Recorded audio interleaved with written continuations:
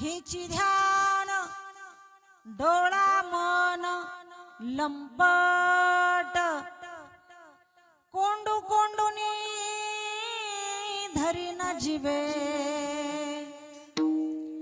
देह भावे पूजीन होईल येणे कळसाले स्थिरावले अंतरी कोंडू कोंडूनी धरी न जीवे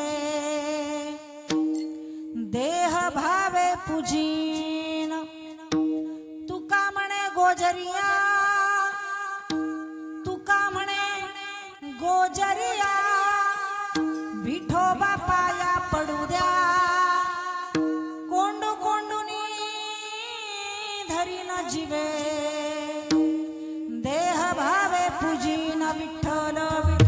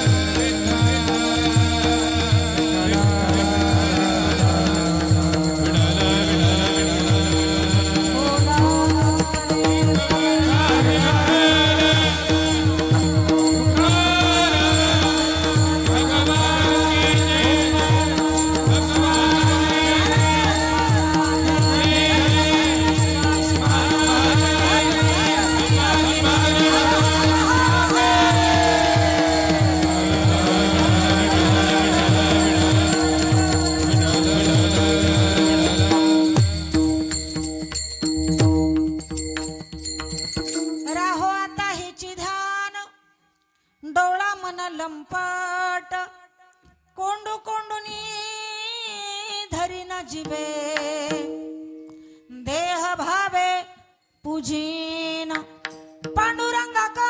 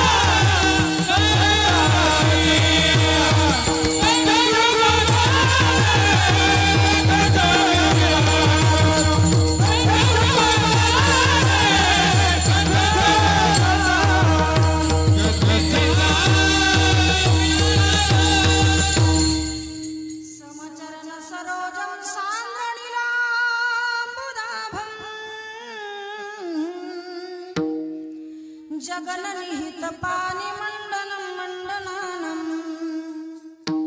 तरुण तुलसी माला कंदरं कंजनेत्रं सदैवलहासं विठ्ठलं चिन्तयामि सबिन्दु सिन्धु शुष्कलतरङ्गभङ्गरञ्जितं विशस्तु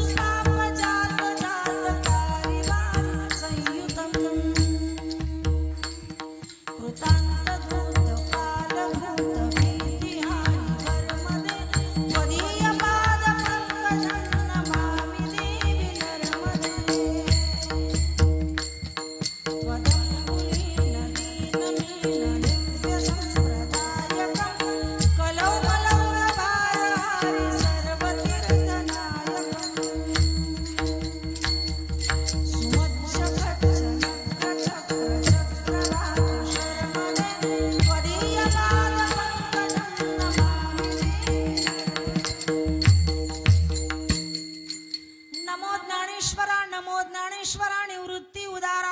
प्राणदेवा मुक्ताबाई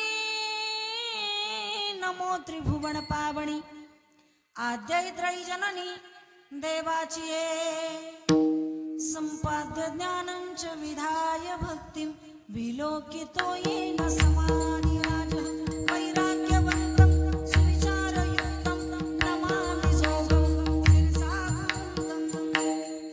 जयांची किलिया स्मरण होय सकळ विद्यांचे अधिकरण तेची बंधू श्री चरण श्री गुरूंचे ते नमस्कारुणी आता मस्तक हे पायावरी या वारकरी संतांच्या राहो आता हिची ध्यान डोळा मन लंपट कोंडू कोंडूनी धरी न जीवे देह भावे पूजिन प्रस्तुत प्रसंगी प्राप्त स्थळी चिंतना करता घेतलेला अभंग हा महाराष्ट्राचे भूषण देहूचे महासाधू विश्वगुरु जगतवंत जगश्रेष्ठ श्रीमंत संत श्रेष्ठ श्री तुकाराम महाराजांचा भगवंताकडे प्रार्थना करणारा देवाकडे मागणी मागणारा चार चरणाचा गोड असा अभंग चिंतना करता घेतला विठ्ठल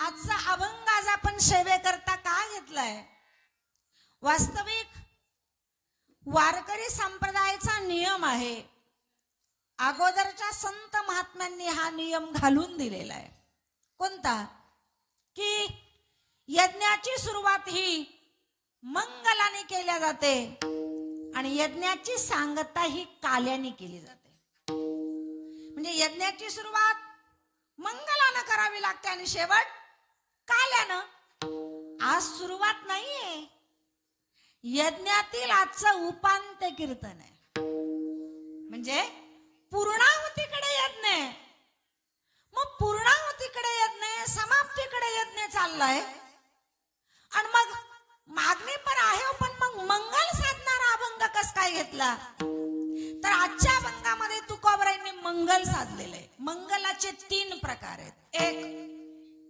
नमस्कार स्वरूप मंगल 2 आशीर्वाद स्वरूप मंगल आणि 3 वस्तू निर्देश स्वरूप मंगल म्हणजे काय ज्याच्याकडे आपण प्रार्थना करतोय ज्याचं आपण चिंतन करतोय तो कसा आहे त्याच्याकडे काय मागावं नमस्कार करावा का नाही हे सांगणारं म्हणजे मंगल आहे तर आजच्या अभंगामध्ये 3ही मंगल साधल्या गेलेत आशीर्वाद स्वरूप नमस्कार स्वरूप आणि वस्तू निर्देश स्वरूप मंगल वस्तू निर्देश स्वरूप मंगल म्हणजे ज्याची भक्ती करतोय आपण तो कसा आहे दिसायला त्याचं वर्णन करणं म्हणजे वस्तू निर्देश स्वरूप मंगल कसा आहे परमात्मा अभंगात सांगितलंय तुका म्हणे गोजरिया तो गोजीर आहे साजीर आहे सगुण आहे म्हणजे अभंगामध्ये वस्तू निर्देश स्वरूप मंगल साधलेलं आहे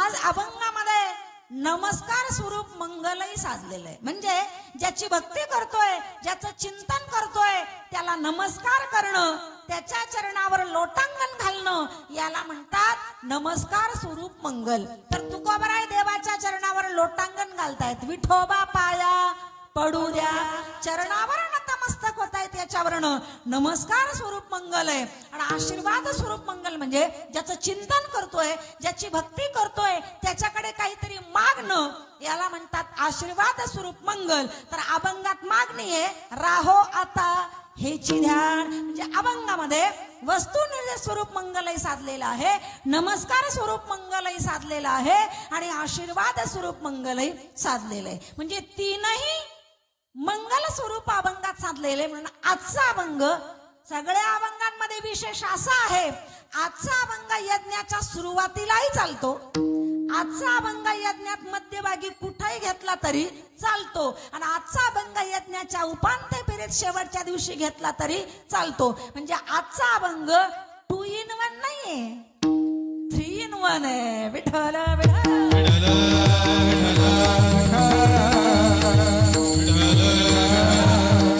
तर आज जगद्गुरु तुकोबरायांनी नमस्कारही केलेला आहे देवाचं स्वरूपही केलेला आहे आणि देवाकडे मागणी केलेली आहे.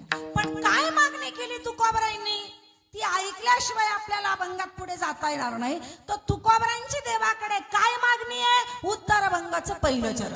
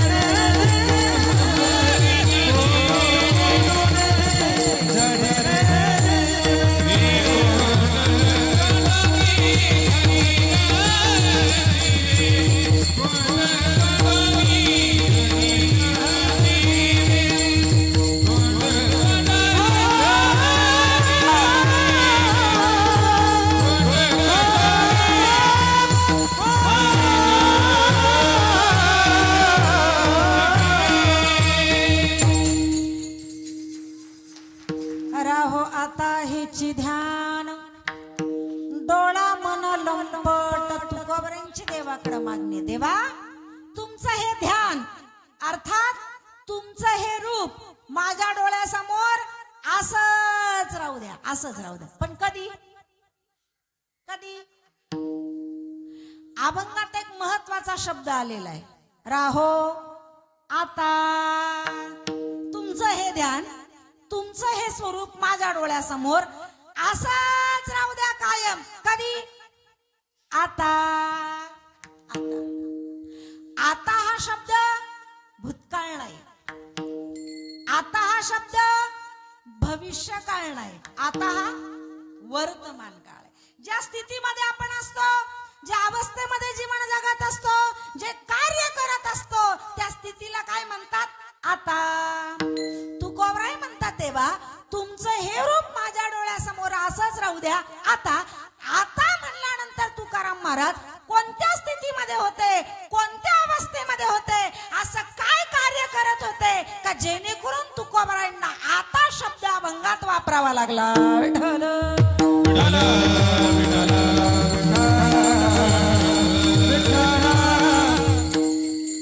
हे आता शब्दाचं उत्तर सापडलं ना, मग तुकोबरायांची मागणी आपल्या लक्षात येईल. त्यामुळे पहिला आपल्याला आता शब्दाचं उत्तर शोधावं लागल. आता शब्द तुकोबऱ्यांनी अभंगात का घेतला असेल? उत्तर काय असतं? भक्ती ही नेहमी दोन अंगाने केली जाते. एक बाह्य अंगाने आणि दोन अंतरंगाने, अर्थात शरीराने आणि मनाने. म्हणजेच स्थूल शरीराने आणि सूक्ष्म शरीराने. सरळ सरळ शरीराने किंवा मनाने. म्हणजे एक भक्ती शरीराने पण केली जाते आणि भक्ती मनाने पण केली जाते. पण भक्तिशास्त्रामध्ये बाह्य अंगाला महत्व नाहीये, शरीराच्या भक्तीला महत्व नाहीये, परमार्थामध्ये अंतरंगाला महत्व आहे. तुमच्या अंतःकरणात काय? संसारात याच्या उलट आहे. संसारात अंतरंगाला किंमत नाहीये. तुमच्या अंतःकरणात मग समोरच्या विषयी प्रेम आहे, पण त्याला नाही ना ते कळत. संसारामध्ये उलट आहे, बाह्य अंगाला महत्व आहे. बाह्य मनात प्रेम का नसना, पण वरून कृती ना. संसारामध्ये वरवरच्याला किंमत आहे, पण परमार्थात आतल्या भावाला किंमत आहे. विठ्ठल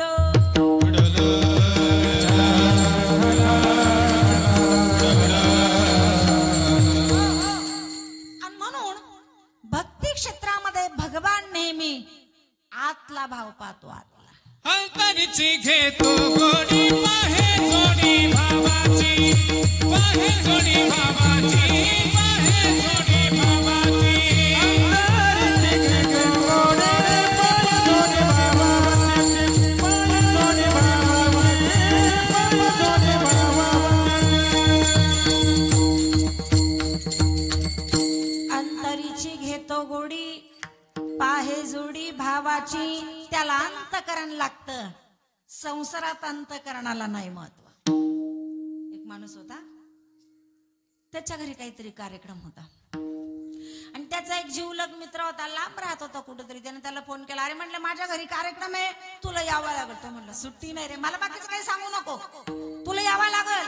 जीवलग मित्र आहे तू, फार प्रेम आहे माझं तुझ्यावर, पहिलाच फोन मी तुला केलेला आहे आणि तू जर नाही आला ना माझ्या कार्यक्रमाला काहीच चव नाही राहणार, काही शोभा, तुला यावाच लागेल, मला काहीच सांगू नको.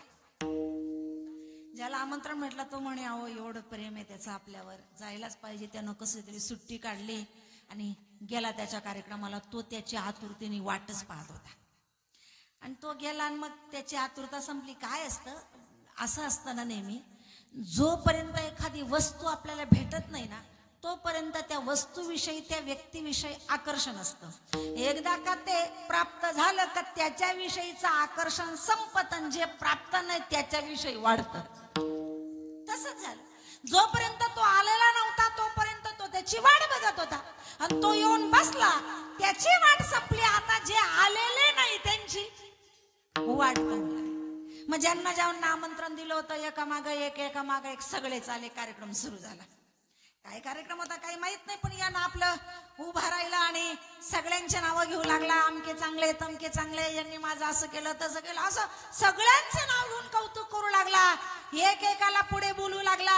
शॉल, श्रीफळ, हार घालून सगळ्यांचा सत्कार करू लागला.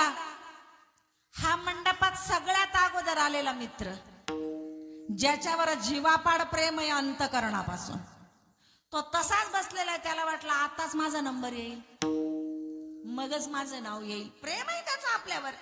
तो म्हणला बहुतेक मी सगळ्यात विशेष असावा म्हणून बहुतेक माझं नाव सगळ्यात शेवट असेल. कार्यक्रम संपला तरी याचं नाव आलंच नाही. पुढं नाही बोलवलं, सत्कार नाही, हार नाही, परिचय नाही करून दिला, काय नाही. कार्यक्रम संपला, सगळे पाहुणे जिकडे तिकडे गेले. मग हा पण निघाला. मित्रा येऊ का मग मी आता? हो ये, खूप खूप धन्यवाद. फोन केल्याबरोबर तू आला आणि तू आला म्हणून मला बरं वाटलं. माझं तुझ्यावर फार प्रेम आहे. तो म्हणला काही चाटायचंय का? चुलीत घाल तुझं प्रेम. हा, माझं नाव नाही घेतलं, पुढं नाही बोलावलं, हार नाही घातला, सत्कार नाही केला, प्रेम नाही का त्याचं? आहे, पण त्याचं प्रेम त्याच्याविषयी अंतकरणात आहे. हे अंतकरणातलं प्रेम त्याला दिसलं नाही, व्यवहारामध्ये अंतकरणातलं दिसत नाही. व्यवहारात अंतकरणातला भाव चालत नाही. व्यवहारामध्ये वरच्याला महत्व आहे. विठ्ठल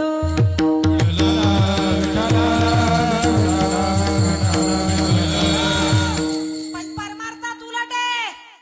भगवंताला वरवरचा नाही चालत.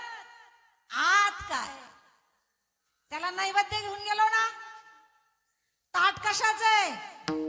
ॲल्युमिनियमचं आहे, स्टीलचं आहे, पितळाचं आहे, चांदीचं आहे, सोन्याचं आहे, तो पाहत नाही. त्या ताटामध्ये तांदूळ बासमती आहे, इंद्रायणी आहे, 1008 आहे, अजित आहे, गव्हाच्या पोळ्या का काय काय त्याला काय त्याच्याशी देणं घेणं नाही. बर नैवेद्य घेऊन येणारा कोण आहे, कोणत्या जातीचा आहे तो बघत नाही. फक्त जो मला नैवेद्य घेऊन आलेला आहे त्याच्या अंतःकरणामध्ये माझ्याविषयी काय भाव आहे तो ते पाहतो. विठ्ठल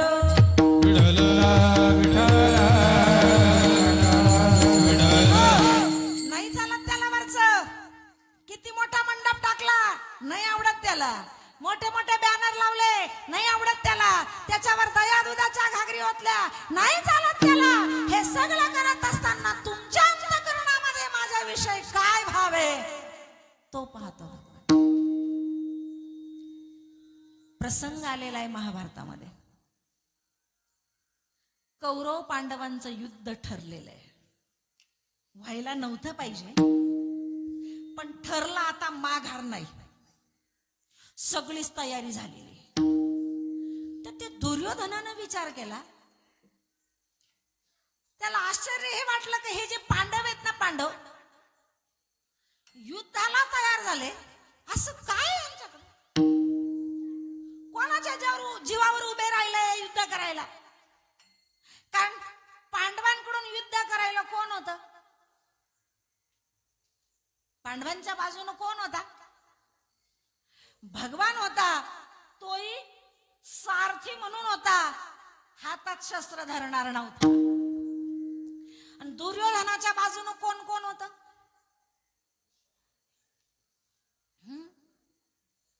हा हो, भगवद्गीता सांगते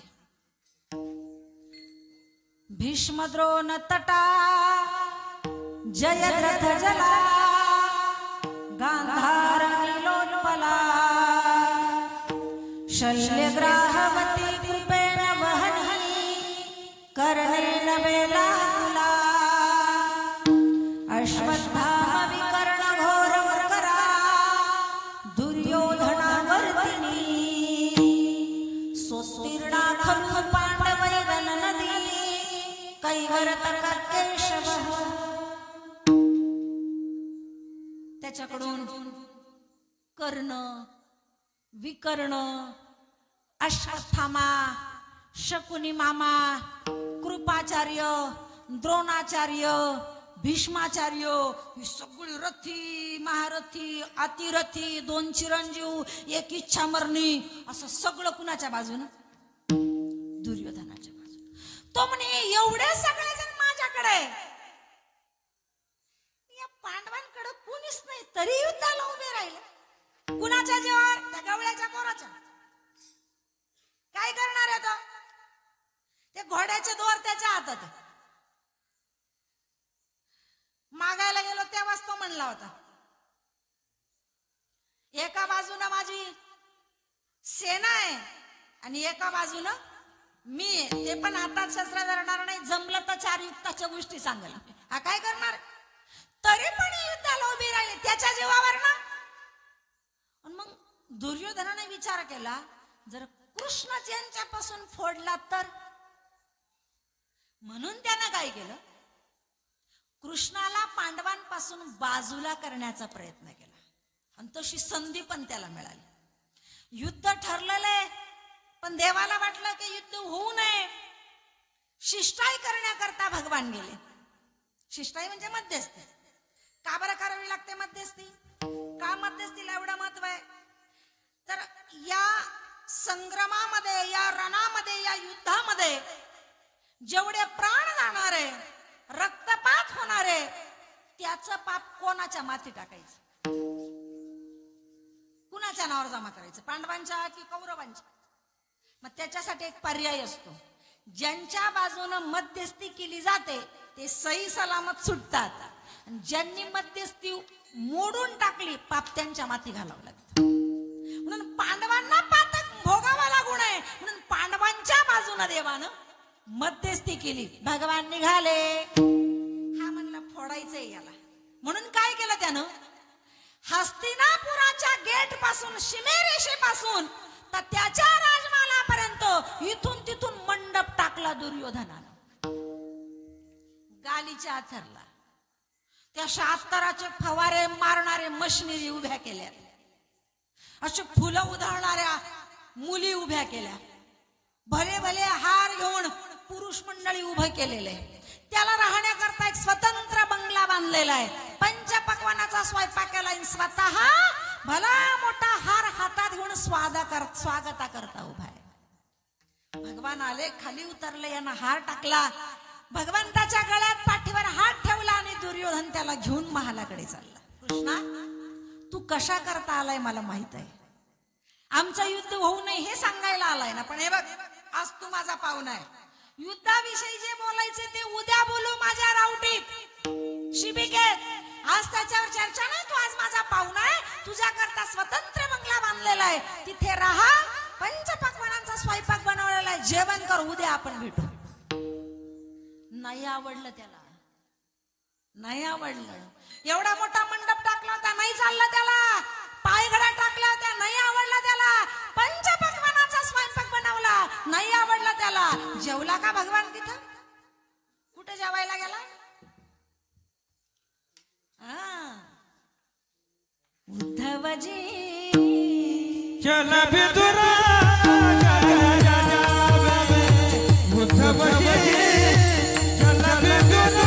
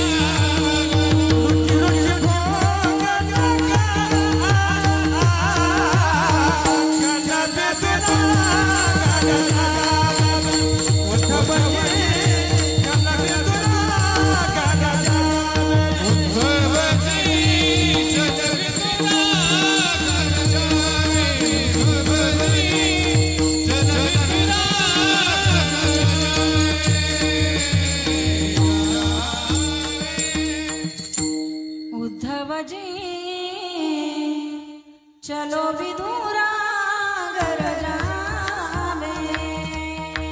का इथं एवढं नाही आवडलं का? उद्धवजी म्हणले इथं नाही आवडलं तुला, इथं नाही जेवायचं, आपल्याला विदुरांच्या घरी जायचं. येता येताच त्यांना सांगितलं होतं, काका जेवायला येणार आहे बरं का. नुसतं काकांनी पत्नीला सांगितलं. काय काय पती पत्नी महाराज, काय पती पत्नी. संसारामध्ये पती पत्नी असतात ना, कसे पाहिजे माहिती का?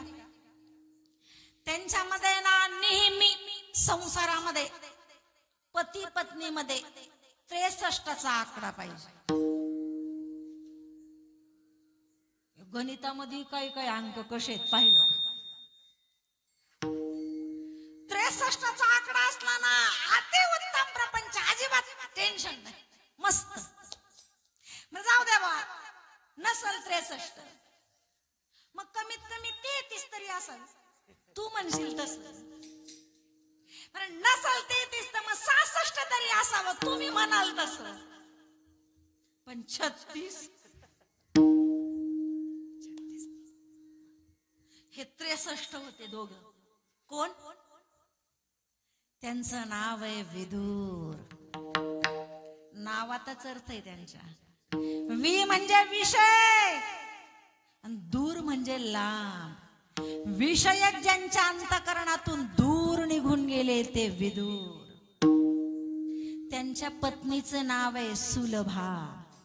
पतीच्या परमार्थाला जी सुलभ असते तिला म्हणतात सुलभा. ज्यावेळेस पांडव वनवासाला निघून गेले ना, पांडवांकडून बाजू घेऊन काकांनी दुर्योधनाला बोलले होते असं करू नको. तेव्हा दुर्योधनाचे शब्द आहे, भिकारड्या आमचाच खातो आम्हाला विरोध करतो, चल चालता. पांडव निघून गेले त्या दिवसापासून काकांनी सुद्धा हस्तिनापूर सोडलेलं होतं. ते पण पत्नीला घेऊन जंगलात राहत होते, परत हस्तिनापुरात गेलेच नाही ते. पांडव आल्यावर आले ते. तर तिकडे अरण्यामध्ये राहत असताना पती पत्नी 63चा आकडा, छोटीशी मातीची भगवंताची मूर्त त्यांच्या झोपडीत आहे. श्रद्धेनं सुलभा देवी भगवंताची पूजा करत होत्या. रोज एकच विषय येतो त्यांचा, काव भगवान आपल्या घरी येतील का? आले तरी आपल्याला जवळ घेतील का? जवळ घेतलं तरी आपल्या घरचं जेवतील का? रोज हेच हाच विषय. आणि मग पांडव वनातून परत आल्यावर काकाही हस्तिनापुरात आले. बाहेर पर्णकुटी झोपडी बांधून राहू लागले.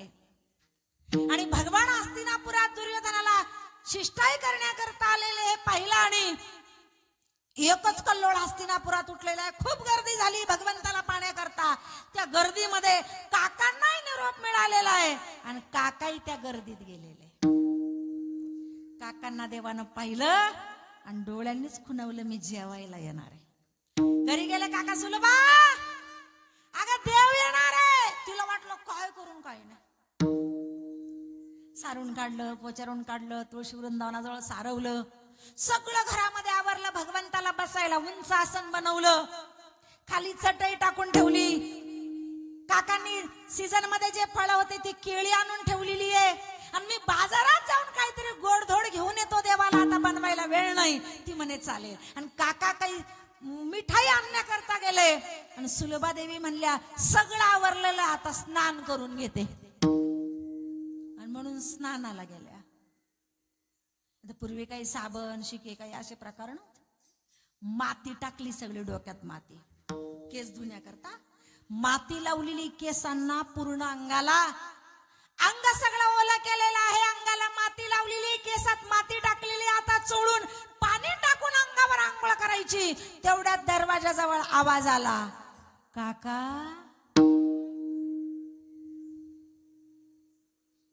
तिनं नानी घरातूनच विचारलं, कोण? कृष्ण. कृष्ण आवाज कानावर आल्याबरोबर देहीचा विदेही भोगू दशा भानावर नाही राहिला सुलभा देवी. मी कोणत्या स्थितीत आहे, कोणत्या अवस्थेत आहे लक्षात नाही राहिलं. ओल्या वस्त्रानं अंगात केसांमध्ये माती भरलेली, अंगाला माती लावलेली आहे. आणि तशाच अवस्थेमध्ये सुलभा देवी बाहेर आलेल्या आहे. दरवाजाची कडी काढलेली, दरवाजा उघडला. देवाला पाहिल्यावर आनंद विभोर झालेले आहेत सुलभा देवी, आनंद. पाठीमागे उद्धवजी उभे आहेत देवाचे. तिनं देवाला पाहिलं आणि हात धरला आणि अशी ओढतच देवाला घरात घेऊन आली. त्याला बसण्याकरता उंच आसन बनवलेलं होतं. त्या आसनावर त्या बसल्या आणि याला खाली बसवलं. तो पण बसला. त्याच्याकडे बघतच राहिल्या. देवही तिच्याकडे बघत राहिला. त्याच्यानंतर तिनं आणून ठेवलेली केळी उचलली, ती सोलली, साल त्याला दिले, घाबा आपण खाऊ लागल्या. उद्धवजी दुरून पाहत होते. तिथं एवढं पंचापक्वान होतं, याला गोड नाही लागलं. साली खायला आला इकडं. अरे बाबा, त्याला वरच नाही ना चालत, त्याला वरवरच नाही ना चालत. साली खाऊ लागला एखाद्या शेळी सारखा, जनावरासारखा, आणि ती गाबा खात. उद्धवजी म्हणे मध्ये न गेलेलं बरं. दरवाजातच उभेत उद्धवजी. तेवढ्यात काका आले आणि उद्धवांना बाहेर उभं राहिलेलं पाहिल्यावर काका आश्चर्यचकित झाले. उद्धवजी बाहेर उभे, सुलभानी आदर सत्कार पण नाही केला.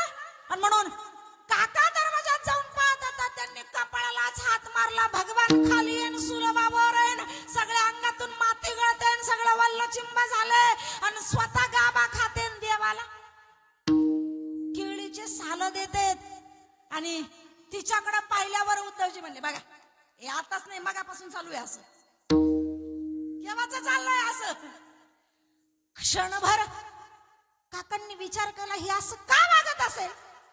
काही क्षणात काकांच्या मनात विचार आला, ही असं नाही वागणार तर काय करेल, असं नाही वागणार तर काय करेल. पांडव वनवासात 12 वर्ष वनवासात होते, हे सुद्धा 12 वर्ष अरण्यात राहत होते. ही अशी वागते ना, याला कारण 12 वर्षाची तपश्चर्या आहे, 12 वर्षाची पूजा आहे. 12 वर्षामध्ये अंतःकरणात हा भाव आहे, माझा भगवान माझ्या घरी येईल का, मला जवळ घेईल का आणि माझ्या हातचं जेवल का. हा भाव जर 12 वर्षापासून अंतःकरणात आहे तर अशी स्थिती नाही होणार तर काय होईल. विठ्ठल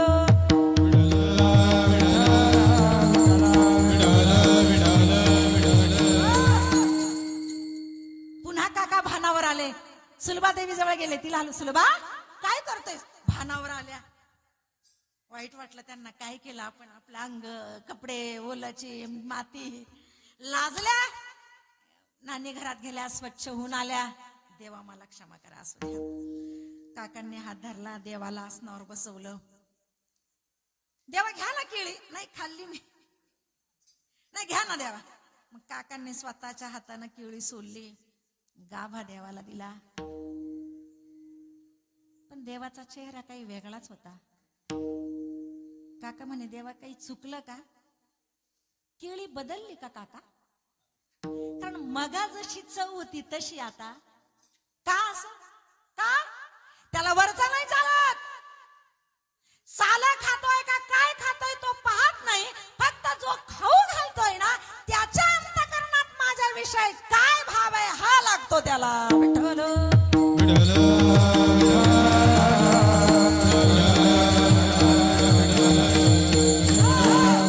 नाही चालत त्याला वरच. सोपं सांगू का, उन्हाळ्याचे दिवस आहे, रस्त्याने ऊसाचे गुराळ आहेत. गुराळ रस प्यायला जातो आपण. मग ते गेल्यानंतर गुराळावाला सांगतो, 2 फुल.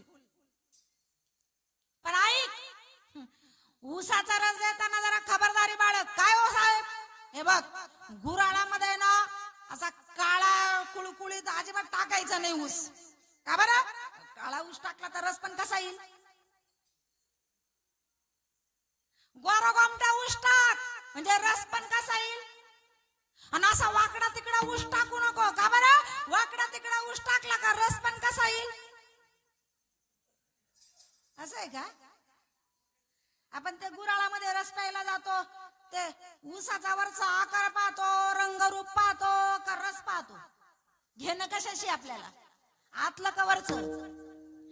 वरून तो ऊस कसा आहे असं काय घेणं आपल्याला. काळा असो वाकडा असो कसा असो, आपल्याला महत्व कशाला देतो आपण, आपल्याला देतो ना. ऊस डोंगा परी रस नय डोंगा, काय भुललासी वरलिया रंगा. आणि सध्या परमार्थात हेच चाललंय, काय भुललासी वरलिया. परमार्थात आज वरच्यालाच भुलला जातंय, पण परमार्थ करणाऱ्याच्या आत काय भाव आहे दुर्दैवानं हा पाहिला जात नाही. विठ्ठल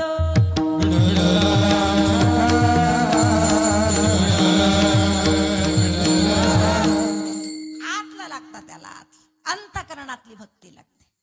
आणि अशी भक्ती करणारे भक्तही त्याला आवडतात. जगद्गुरु तुकोबाराय अंतरंगाची भक्ती करत होते, अंतःकरणापासून देवाची भक्ती करत होते. रोज तुकोबारायांचा नियम आहे, पहाटे उठावं, इंद्रायणीवर स्नानाला जावं, मग भगवंताला स्नान घालावं. हरिपाठ आहे, काकडा आहे, वाराचे अभंग आहे, भजन आहे, चिंतन आहे, देवाला नैवेद्य आहे. आणि मग तुकोबाराय ध्यान करायचे. ऐका, ध्यान हे पूजेला पोषक आहे. ध्यान हे पूजेला पोषक आहे. एक सांगू का तुम्हाला, पूजा केल्याने मंदिरातला देव आपल्या अंतःकरणातले दुःख दूर नाही करणार. याचा अर्थ पूजा करू नये असं माझं म्हणणं नाही. पूजा करण्याने मंदिरातला देव आपल्या अंतःकरणातलं दुःख दूर नाही करू शकत. अंतःकरणातलं दुःख दूर व्हावं असं वाटत असेल तर मंदिरातलं अंतःकरणात आणावं लागेल, आणि त्याला आणण्याकरता एकच साधन आहे, ध्यान. विठ्ठल विठ्ठल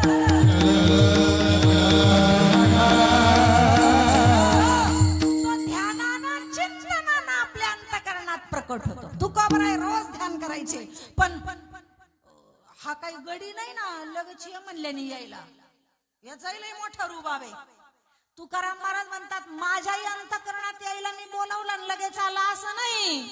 या पदावर येण्याकरता मला सुद्धा बहुनाम जन्मना म्हणते ज्ञानवान माम प्रपद्यते.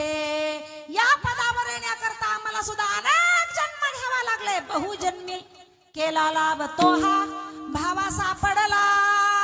खूप जन्म तपश्चर्या करावा लागली तेव्हा हा प्राप्त झाला. काय तो भाग्याचा दिवस.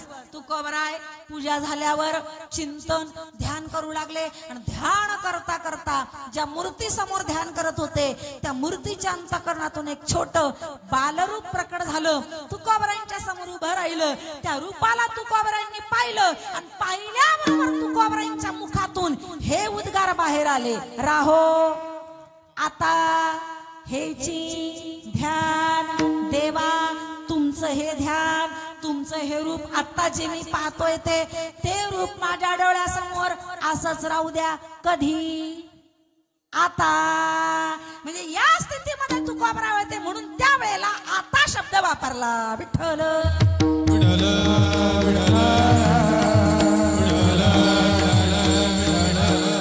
आता शब्दाचा अजून दुसरा अर्थ आहे. आता म्हणजे चालू स्थितीला आता म्हणतात आणि व्याकरणामध्ये आता शब्दाचा अर्थ इथून पुढे. आता शब्दाचा अर्थ दुसरा काय, इथून पुढे. देवा तुमचं हे रूप आता माझ्या डोळ्यासमोर इथून पुढे असंच राहू द्या. कशा करता, जो मी तुझं पाहे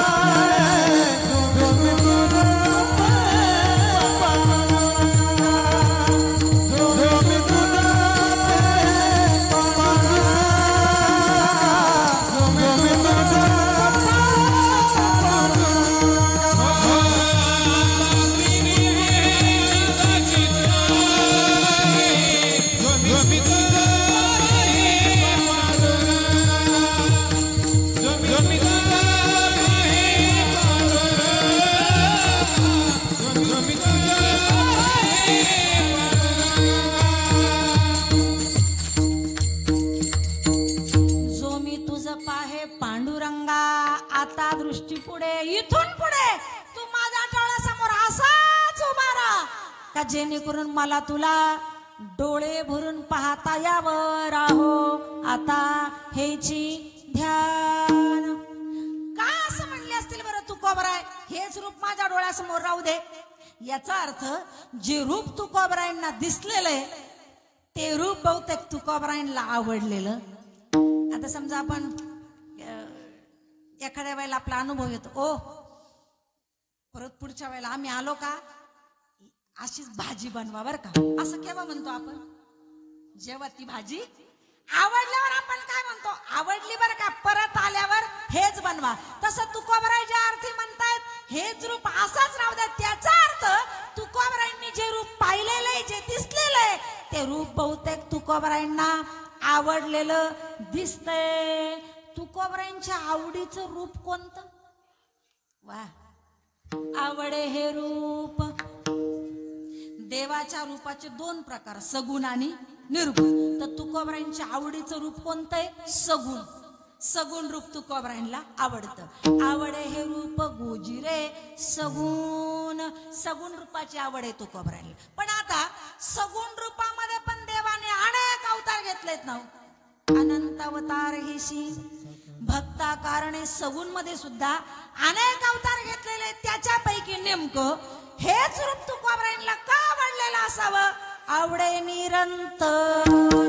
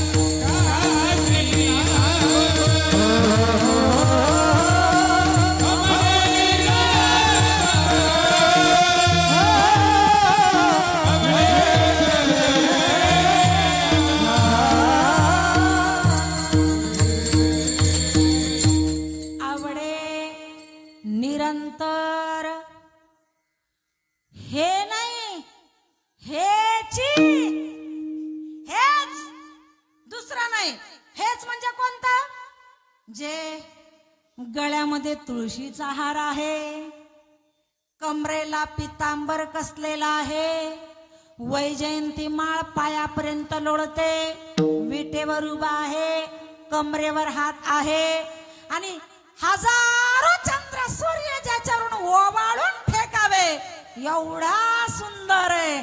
असं मला हे तुझं रूप आवडलं म्हणून राहो आता हेची ध्यान. हे माझ्या आवडीचं रूप आहे. कोणतं?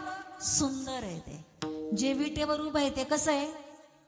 सुंदर आहे. कमरेवर हात ठेवलेले ते कसं आहे? सुंदर आहे. गळ्यात तुळशीचा हार आहे ते कसं आहे? सुंदर आहे. कमरेला पिवळ्या रंगाचा पितांबर कसलेला आहे ते कसं आहे? सुंदर. एक प्रश्न विचारू का तुम्हाला? पंढरपूरला जाणारे वारकरी आपण पाहिलंय, आपण त्याला खरं खरं प्रामाणिकपणाने उत्तर द्या. मुळात परमात्मा तो मुळातच सुंदर आहे का आपल्याला सुंदर वाटतो?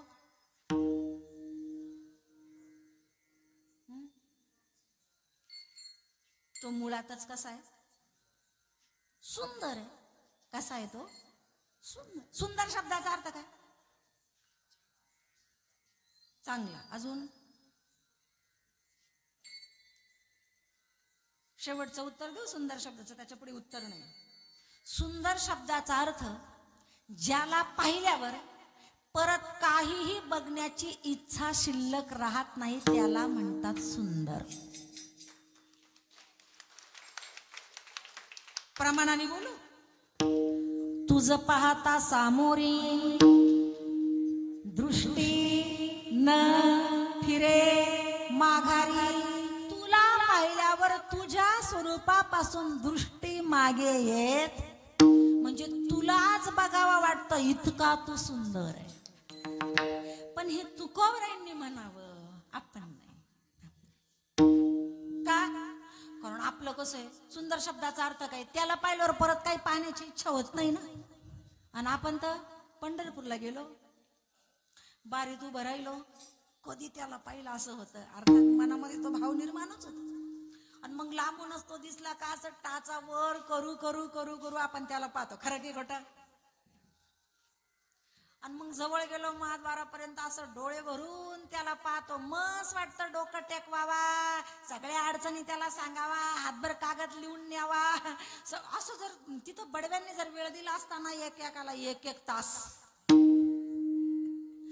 स्वतःचं, नवऱ्याचं, पोराचं, नातवाचं, बहिणीचं, बहिणीच्या पोराचं सगळं सांगितलं असतं.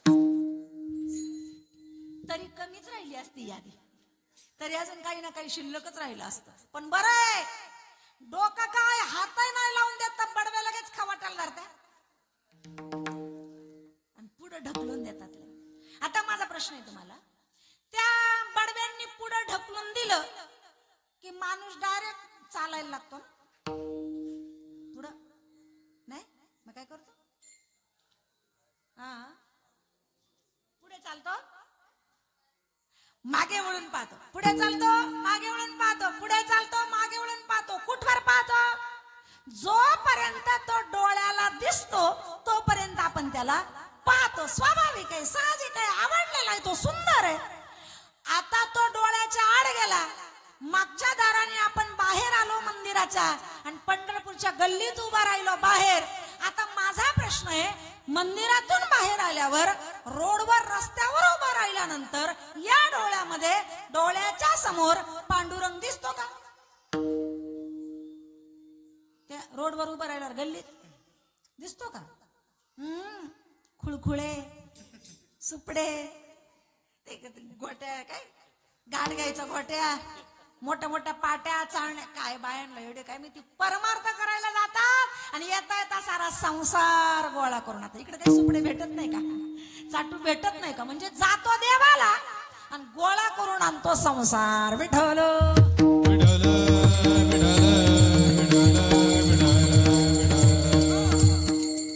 चिंतनात नाही माझ्या, पण तरी याच्यावर एक दृष्टांत आठवला म्हणून सांगा वाटतो मला. संत शेना महाराज, महिन्याची वारी होती महाराजांची, आणि पुण्यही तेवढं होतं. दर्शनाला गेले, पांडुरंगासमोर उभे राहिले का पांडुरंगाला पण शेणा महाराजांकडे असं मस्त डोळे भरून पाहावं. देवाची न भक्ताची दृष्टादृष्ट व्हायची, समाधान वाटायचं शेणा महाराजांना. बाहेर निघायचे, लगेच नगर प्रदक्षिणा करून पुन्हा पांडुरंगासमोर यायचे, मग घराकडे जायचे. नेहमीप्रमाणे वारीला आले. लक्षपूर्वक ऐका बर का, तुमच्या चाळण्यान खुळखुळेन त्याच्यामुळे सांगावं लागलंय मला. तर शेणा महाराज दर्शन घेतलं, पांडुरंगांना नजरेला नजर भिडवली, पाहिलं. शेणा महाराज मंदिराच्या बाहेर निघाले. आता शेणा महाराज म्हणजे त्यांचा व्यवसाय काय आहे का नाही, नावी होती, कटिंग दाढी हा त्यांचा व्यवसाय होता. आणि ते दर्शन करून निघाले आणि प्रदक्षिणा मार्गाला गेले. तर तिथं ते हाताऱ्याला, त्या वस्ताऱ्याला धार लावणारा तो जो दगड असतो का, ते दगड विकणारा माणूस बसेल होता. ते शेणा महाराजांनी पाहिले. ते म्हणे चला आपला दगड पार झिजला, बारीक झाला, आपल्याला घ्यायचाच होता. आता हाय प्रदक्षिणेच्या रस्त्यात, तर मग घेऊ आपण. मग त्याने तो दगड घेतला, प्रदक्षिणा पूर्ण केली, पांडुरंगाच्या समोर आले, दर्शनाला गेले. तर पहिल्यांदा दर्शनाला आले तेव्हा या नाशी वरमान केले ना, आता आलो तो. शेणा महाराजांना वाटलं काय झालं, पाऊ पाऊ कळ लागली का काय याच्या मानेला, म्हणून खाली पाहिलं का काय, हाताला कटाळा आला का, झोप लागली का काय, जाऊ दे असेल का, आणि गेले महाराज घरी. पुढच्या महिन्याला आले, चंद्रभागेत स्नान केलेलं आहे, पुंडलिकरायाचं दर्शन घेतलेलं आहे, मंदिरात आलेले, देवाच्या समोर उभारले. तर याची मानाश पाहिलं शेणा महाराजांकडे. तो काय झालं देवाला, पाहिलं. प्रदक्षिणा मारून आले, पुन्हा देवाच्या समोर आले, तरी याची मन खाली. देवा काय झालं, काय राग आला माझा, का बघत नाही तुम्ही माझ्याकडे, काय बघत नाही, काय मागची वारी चुकली काय तुमची. अहो नाही आलो तुम्ही, कस काय तुम्ही नाही आले, मागची वारी तुमची खंडित झाली म्हणून मी रागवले. आलो तर देवा, तुम्ही माझ्याकडे पाहिलं, पण पुढच्या प्रदक्षिणा मारून आलो तेव्हा तुम्ही माझ्याकडे पाहिलं नाही. नाही नाही तुम्ही आलेच नाही. अहो देवा आलो होतो, तुम्ही माझ्या करता नव्हते आले. शेणा महाराज दगड घ्यायला आले होते, तुम्ही वारी करायला आले होते. म्हणजे नुसता दगड घेतला, चालता चालता बरं का, असं ठरून नव्हते आले करून दगड घेऊन येऊ म्हणून. चालता चालता दगड दिसला म्हणून, म्हणजे चालता चालता घेतला तरी वारीत खंडित झाली. तुम्ही तर इकडूनच ठरून जाता काय आणायचंय. किती वाऱ्या घडल्या विचार करा ना जरा. ते म्हणे दगडापायी वारी गेली ना, ठेवतच नाही आता घरात. घरी गेले, पुढच्या वारीला येताना दगड घेऊन आले तसा चंद्रभागेत फेकून दिला. पांडुरंगाच्या समोर आले, तरी मानस. आता काय झालं, तुम्ही का वारीला आले का, मग दगड फेकायला आले. ही पण वारी गैरहजेरीत जमा. जर दगड घ्यायला आणि फेकल्या ना जर वारी खंडित होत असेल तर आपला आपण विचार करा. विठ्ठल विठ्ठल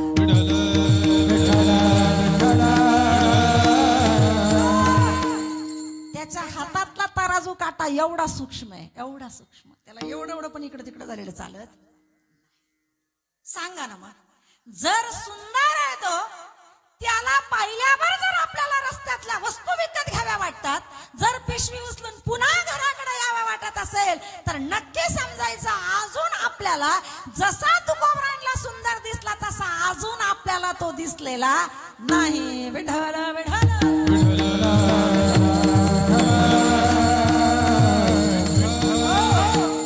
म्हणून तुकोबराय म्हणतात, असं हे सुंदर रूप जे मला आवडलेलं आहे ते इथून पुढे माझ्या डोळ्यासमोर असंच राहू द्या. राहो आता हेची ध्यान. महाराज तो इतका सुंदर आहे का त्याला पाहिल्यावर पुन्हा काही बघावं नाही वाटत. बहुतेक एवढीच ओळ सुटते का काय काय माहिती, आपल्या अभंगात सगळा तसाच राहील बहुतेक अभंग. गोड चिंतन.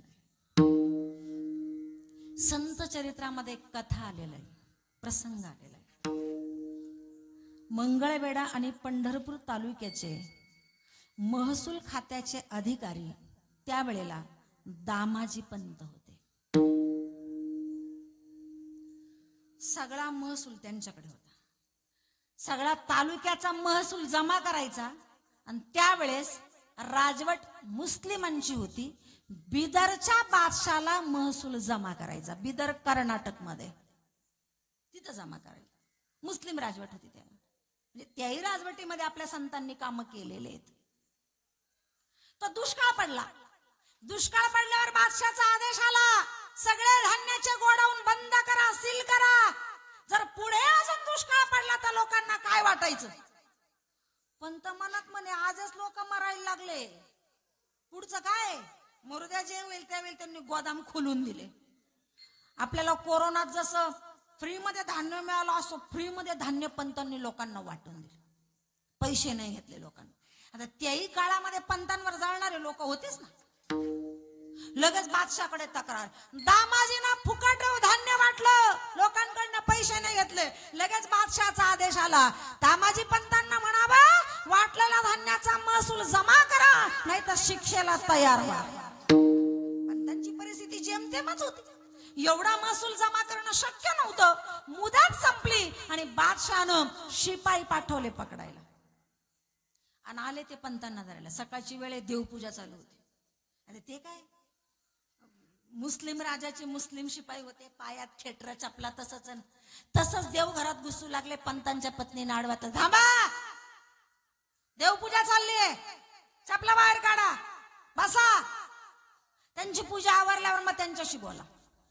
पंतांची पूजा आटोपली, बाहेर आली आणि बादशाचे शिपाई पाहिल्यावर विचारलं, कशा करता, फरमान भेटला नाही तुम्हाला, महसूल जमा नाही केला तुम्ही, मुदत संपलेली आहे, शिक्षेला तयार व्हा. बेड्या ठोकल्या पंतांना, बेड्या. पंत म्हणे तुम्ही मला आता घेऊनच जाणार आहे, पण 1 मिनिटाची सुट्टी देता का, घ्या ना. पंत पत्नी जवळ गेले, डोळ्यात अश्रू आले. का, शिक्षा झाली म्हणून रडता? नाही, शिक्षा झाली म्हणून नाही रडत. मग आज माझी आणि माझ्या पांडुरंगाची शेवटची भेट. मी आता त्याला परत पाहू नाही शकत. जन्मठेपही होऊ शकते मला, पण माझ्या पांडुरंगाला विसरू नको. त्याची पूजा, चिंतन, ध्यान असंच चालू ठेव. म्हणून डोळ्यात पाणी आलं. बेड्या ठोकल्या आणि शिपाई घेऊन निघाले. पायीच प्रवास आहे त्यावेळेस. न सहावे दुःख भक्ताच्या देवा, त्याला नाही सहन होत भक्ताला झालेलं दुःख. पंत दरबारात जाण्याच्या अगोदर एक नोकर बादशाच्या दरबारात गेला. एवढं बुटकं रूप, गुडघ्या एवढं धोतर, अंगारखा, डोक्याला असं उपरणं गुंडाळलेलं, खांद्यावर काळी घोंगडी, एका हातामध्ये काठी, एका हातामध्ये पैशाची थैली, काळ कुळकुळीत रंग. आणि आला त्या दरबारामध्ये. तिथे ते शिपाई होते. अरे कुठे चालला, कोण आहेस तू? मी दामाजी पंतांचा नोकर. काय नाव तुझं? माझं नाव विठू. कशाला आला? महसूलची पिशवी घेऊन आलो, पैसे घेऊन आलो, जमा करा. पैसे घेऊन आल्यावर कोण नाही म्हणाल त्याला. थांब म्हणले, मध्ये सांगून येतो. म्हणलं का ते गेला बादशाला, होते पंतांचा नोकर आलेला आहे, तो महसूल जमा करायला आलेला आहे, बरं पाठव त्याला. आला लगेच तो मध्ये. ते बादशाह काही गडबडीत होता, शेजारी प्रधान होता, त्यानं मुजरा केला बादशाला. ते प्रधान म्हणले, काय रे, महसूल घेऊन आलाय आणि इकडं. आणि त्याच्या हातातून पिशवी घेतली, विठूच्या हातातून. पिशवीची गाठ उघडली आणि पिशवी अशी कानी केली. तर ते तुम्ही वावरात पाणी भरायला ते मोटर चालू करता ना, त्याचं किती फोर्स राहतो ते काही मला नाही त्याच्यातलं काही कळत. मी शेतकरी नाही. जेवढं त्या पाण्याचा प्रेशर असतो ना, पावर, तेवढं ते पावरची ती जशी मोटर असते का, तशा पावरने त्या पैशात थैलीतून पैसे पडू लागले. त्याला मोजायला मुश्किल झाली. ते वैतागले. त्याने ते न मोजता असेच इकडे वडले. दिली ती चिठ्ठी करून, लिहिलं त्याच्यावर, आणि असा शिक्का मारला. म्हणे राजेसाहेबांची ती सही घेऊन जाईनी. ते कागद घेऊन गेला तो बादशाकडे. ते बादशाच्या हातात कागद भेटला आणि बादशाने वरमान करून पाहिलं तर याची बादशाची नजरानजर झाली. मी सुंदर शब्दाबद्दल बोलते. बादशाची याची नजरानजर झाली. आणि बादशाने विचारलं, कोण रे तू? मी दामाजी पंतांचा नोकर. काय नाव तुझं? माझं नाव विठू. आणि कशाला आला? ते महसूल जमा करा. बरं, आणि इकडे काय पाहिजे? याच्यावर तुमची सही पाहिजे. सही मारली आणि त्याच्या हातात दिलं. त्याची नजर झाली. नजर झाल्यावर विठू बादशाह बरोबर हसला. जसा हसला ना, रंग काळा कुळकुळीत होता, पण त्याचे दात मात्र मोत्यासारखे पांढरे शुभ्र होते. हसल्याबरोबर बादशाहने त्याचे दात पाहिले. जसे दात पाहिले ना, तसं बादशाहला जागेवर समाधी लागली.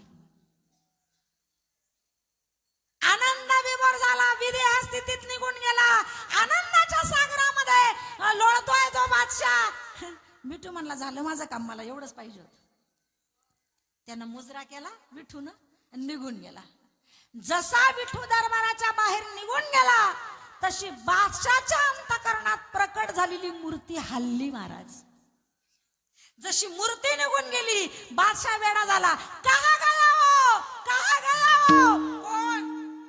तो दामाजी पंताचा नौकर. महाराज गेला तो, त्याला घेऊन या, बोला केला. त्याने पैसे जमा केले, कशाला घेऊन या परत त्याला? मला त्याला बघायचंय, त्याचे दात बघायचे. ते नौकर म्हणे त्याच्या दाताजवळ याचं काय आडलं. आता राजाचेच ते आदेश म्हटल्यावर लगेच गेले शिपाई. आता तो काय खरा नोकर थोडीच होता का, कुठल्या वाहनाने आलेला. इतक्यात गायब झाला. जंग जंग त्याला शोधलं पण विठू सापडला नाही. म्हणे ते पंतांना बेड्या ठोकायला गेला. त्या शिपायांना निरोप पाठवा, महसूल जमा केला आणि पंतांना सोडून द्या. पंतांना अर्ध्या रस्त्यातून सोडलं, पुन्हा नेऊन घातलं घरी.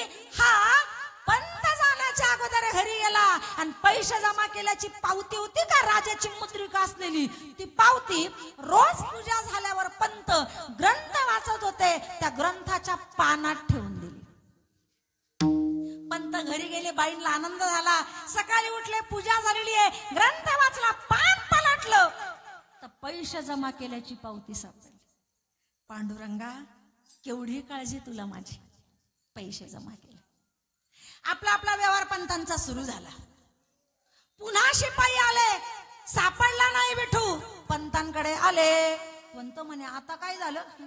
काही नाही, तुमचा महसूल जमा झाला, तुमचा नोकर घेऊन आला होता, त्या नोकराला पुन्हा महाराजांनी बोलवलंय, पाठवा. ते म्हणे खरं सांगू का, माझ्याकडे कामाला नोकरच नाहीये आणि विठू नावाचा तर अजिबातच नाहीये.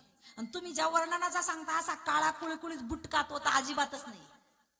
माझ्याकडे नोकर नाही. गेले शिपाई परत. महाराज पंत म्हणतात माझ्याकडे नोकर नाही, विठू नावाचा अजिबात नाहीये, मुझे लेके चलो, मला घेऊन चला. स्वतः बादशाह आला आणि आता बादशाची स्वारी पाहिल्यावर तो दामाजी पंत विचार करू लागले, स्वतः महाराज आलेत, काय सेवा करू आपली? काही सेवा नाही, तुमचा नोकर कुठे विठू मला दाखवा. महाराज मी शिपायांना पण सांगितलं आणि तुम्हाला पण सांगतो, माझ्याकडे नोकर नाहीये, विठू नावाचा तर नाहीये. ऐका, माझा विठू नावाचा नोकर नाहीये, पण विठू नावाचा मालक आहे माझा. त्याच्याकडे नेऊ का तुम्हाला? लेके चलो. आणि लगेच तो बादशाला घेऊन पांडुरंगाच्या मंदिरात गेले पंत. महाराज नोकर नाही, पण हा माझा मालक आहे, याचं नाव विठू. ये नाही चाहिए, ये नाही था वो, हा नको मला. पंत पांडुरंगासमोर गेले. अरे याला कोणतं रूप दाखवलंय तू? ज्याच्याकरता हा वेडा झालाय, जे रूप मला तू आजपर्यंत दाखवलं नाही, त्या बादशाला दाखवलाय, दाखव. पंतांच्या विनंती करता देवाला पुन्हा ते रूप दाखवावं लागलं. मूर्तीतून प्रकट झाले. एवढं एवढं बुटकं, गुडघ्या एवढं धोतर, शर्ट घातलेला, डोक्याला ते गुंडाळलेलं, खांद्यावरती काळी घुंगडी, हातात काठी, ती काळी कुळकुळीत पैशाची थैली, काळा कुळकुळीत रंग आणि पांढरे शुभ्र मोत्यासारखे दात. असा प्रकट झाला. आणि मग बादशाह म्हणला, हाच हाच हाच आला होता तिथं महसूल द्यायला, पैसे द्यायला. आणि त्यानं भगवंताची त्याची नजरानजर झाली. विठू हसला. जसा हसला तसा पुन्हा राजा विदेह स्थितीमध्ये निघून गेला. त्याला समाधी लागली. तो भानावर नाही राहिला. बादशाच्या अंतःकरणातून एक ज्योत निघाली आणि विठूच्या अंतःकरणामध्ये स्थिर झाली. बादशाह आहे तो, मी राजा नाही म्हणले. बादशाह म्हणजे कोण? मुस्लिम. त्यानं पांडुरंगाचे फक्त दात पाहिले, इतके सुंदर दिसले, तर तो स्वतः नाही राहिला, देहावर नाही राहिला. आपण दरवर्षी अख्खाच्या अख्खा पांडुरंग पाहतो, तरी अजून देहावर आहे. मग सुंदर दिसला का नाही आपल्याला विचारा. विठ्ठल